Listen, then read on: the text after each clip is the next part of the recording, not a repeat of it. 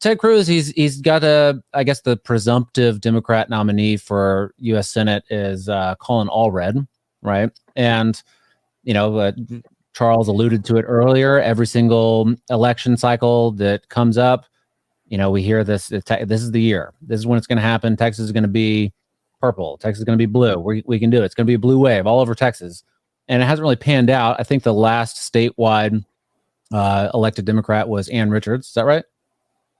Yes, I believe so. Yeah.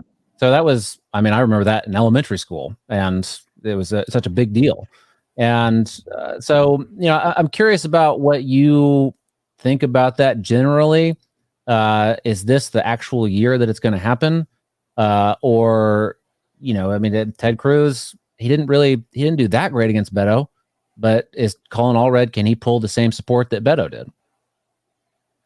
Look, I think generally speaking, we're in a place right now in statewide Texas politics where, top of the ticket Republicans need to run real smart and sophisticated campaigns, or they can find themselves in a close race. And, when I say real, smart and sophisticated top of the ticket campaigns, I'm thinking about the campaign that John Cornyn ran for re-election in 2020. I'm thinking about the campaign that Greg Abbott ran for re-election last year in 2022.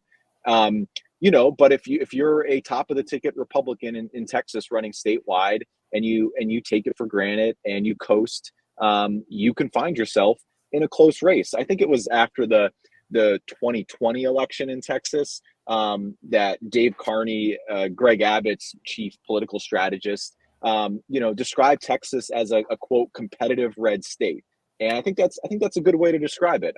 We are at a point in statewide politics where, I wouldn't describe us as a solidly red state, certainly a Republican state, but a competitive red state in that statewide office holders who are at the top of the ticket have to run, real campaigns with actual sophistication and political dexterity. Or they can find themselves, not necessarily they can lose, but they can find themselves in a place where all of a sudden they're only winning by, 2 to 4 points or potentially even less than that. So that's how I'd sum up where we're currently at. Cruz, obviously, in this cycle has a big opportunity to redeem his performance in 2018 against Beto O'Rourke. Obviously, nationally, 2018 was a good environment for Democrats. Beto O'Rourke benefited from that. He also obviously was a unique talent at the time, kind of coming out of nowhere, being able to raise a lot of money, being, very personable and well received on the campaign trail, willing to go everywhere and talk to everyone. So he had those personal strengths working in his favor, in addition to the environment. But he also had the benefit of Cruz ignoring him for basically the first year of his campaign. I don't know if you guys recall, but Cruz never did anything to criticize Beto until primary night of the election year in March 2018. So Cruz, I think, by all accounts, got a pretty late start in defining Beto that year. And so he obviously has an opportunity to redeem that performance this time around. And run, as I said earlier, a real smart, sophisticated campaign to prevent it from becoming as close as it was in 2018. Yeah, and I just talking to friends and I don't know, acquaintances, strangers, whoever I'm talking to about Ted Cruz, even on the generally conservatives, which I find is sort of fascinating. They always they say kind of the same thing, and it always alludes to not liking Ted Cruz sort of as he's a great politician, but he's, I don't know, slimy or, whatever. Like, he's just weird. Is he the Zodiac killer? Who knows? Maybe he is. And, I don't know if that's going to hurt him. It's the way that politics, and that's, I feel like maybe that's calming down a little bit over the years as the political divide just becomes more and more apparent between red and blue. Do you think that Cruz, of course, he also went to, where did he go in Mexico? Cancun. Cancun, that's right. Cancun Ted. It's a short flight, so I don't, Well, yeah. we can argue about the merits of that, but, do you think that he has an image issue with, just voters in general, but even conservative voters? I think to the extent he had that issue, it has cooled off a little bit since 2018. I mean, he began that reelection campaign in 2017, which was just a year after the 2016 presidential race, where his image took a real beating, at least among Republicans. I think he was, because of how he handled his support for Trump in the summer of 2016, and just the unrest within the GOP base over the outcome of the presidential election. And so, going into that reelection campaign in 2017, I mean, he didn't have his Republican base, I don't think, entirely shored up. And so I think there was a lot of unrest in his kind of voter coalition going into that reelection campaign.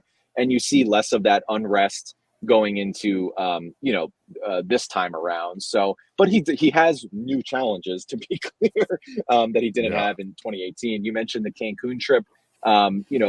Democrats will point out this is his first reelection campaign since the role he played in January 6th. They're going to be talking about that. This is, obviously his first reelection campaign since the overturning of Roe v. Wade, which Democrats believe is going to be a top issue against Republicans everywhere this election cycle.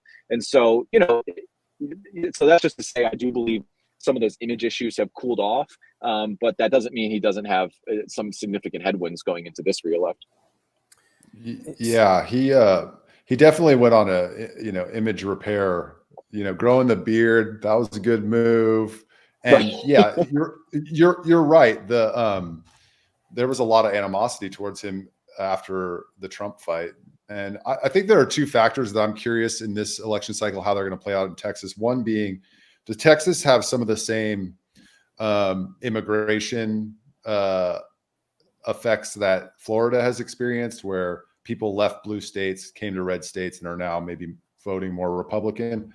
I don't know the answer to that yet. I don't think anybody does. And then the second question is, how much money does the DNC spend in Texas, knowing that they got to kind of defend the swing states? Do they have a lot of extra powder to go hard in Texas? I don't know that they do. And with Trump at the top of the ticket, Cruz didn't have that in 2018. So there's a couple factors I'm thinking about. Yeah, for national Democrats, I mean, their best pickup opportunities are Florida and Texas, which, illustrates how tough the map is for them if Texas is one of your best pickup opportunities. But that is the case. And so, that probably heightens the speculation around whether they're going to seriously invest in Texas.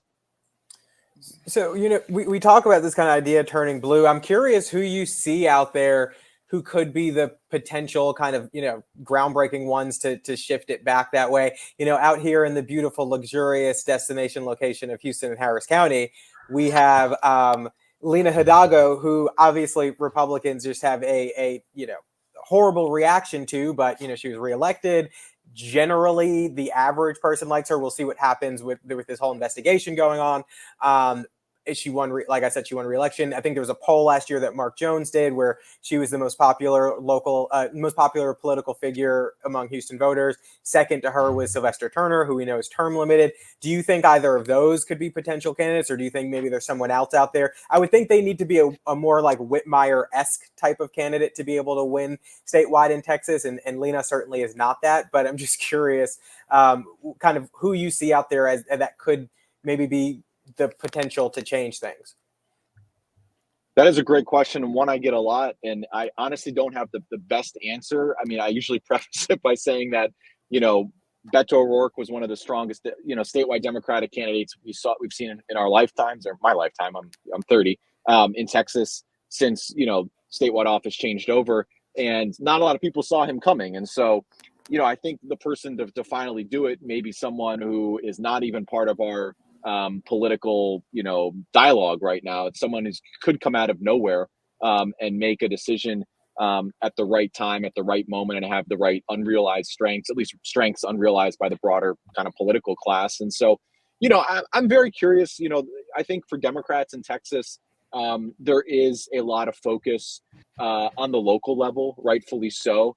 And I think the profile of a up and coming statewide Democratic star could be a mayor or a county judge who figures out this way to effectively preside over a very Democratic area while also maintaining a productive relationship with the state.